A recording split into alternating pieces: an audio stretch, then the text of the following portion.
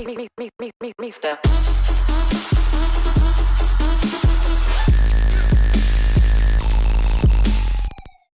Hey everyone, Mr. MC here.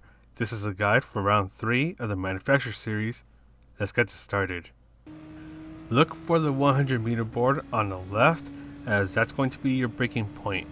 You need to try to get the car to rotate around this turn as fast as you can. That way you can get on the throttle once you hit the apex.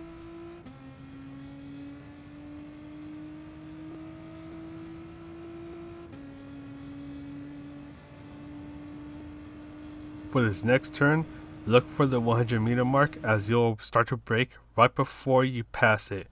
Brake hard in a straight line, and the moment you start to turn, ease off on the braking.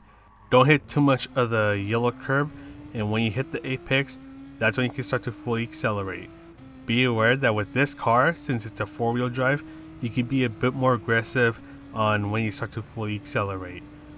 Then you'll brake once again before you reach the 100 meter mark.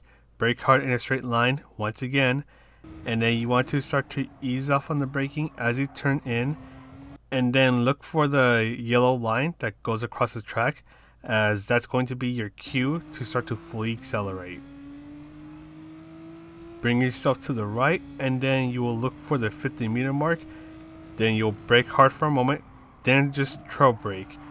Slowly start to accelerate, bring yourself to the right, and then when you're halfway through the track that joins right here, that's where you will brake for a moment, and you'll be trail braking once again, and then slowly get back on the throttle.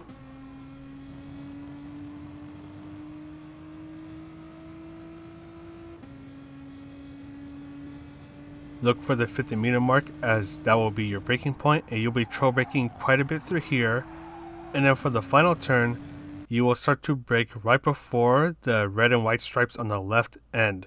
Brake hard for just a moment, then trail brake, and you want to nail the apex so you can start to fully accelerate. And that is the lap guide. Let's go ahead and talk about the strategies. When it comes to the pit strategies, 2 of them are interesting because it is entirely dependent on your car and your driving style. So for the strategy that I was using in this race, I was using the second strategy. But first, let's just talk about the first strategy. So the first strategy is actually being used by one of the people in this race, where they start on racing medium tires in the front and racing hard tires in the back. They stretch the life out of the tires to make it last about 10 laps. So then at the end of the 10th lap, they go to the pit stop, switch on over to the racing soft tires, and they go ahead and complete the race. For me, I start on the same tire compounds, then I pit at the end of lap 7 and at the end of lap 12, and for both of those pit stops, I go in for a set of racing soft tires. And once again, I put the note down that this is for driving styles or cars that encourage faster tire wear. I drive a little bit aggressively because I tend to have a habit of trying to get like a crazy lap time while destroying my tires. So the second strategy is going to work out for me. And what makes this interesting was because we did 2 test runs, and so we did 2 races. So the other person was running the first strategy twice. I was running the second strategy twice. And in both instances, we finished about within 1 second apart from each other. In the first race, I finished about 0.6 of a second ahead of him, but in the second race, he finished about 1 second ahead of me. So I thought that was weird and interesting, but if anything, try to go for the first strategy if possible. If not, then you have the second strategy.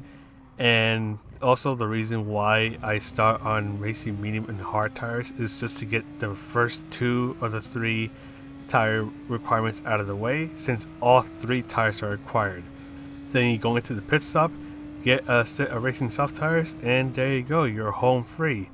And for the last strategy, it's where you start on racing soft tires, then change over to racing medium tires at the end of lap 6, and then change over to racing hard tires at the end of lap 12. All this is interchangeable.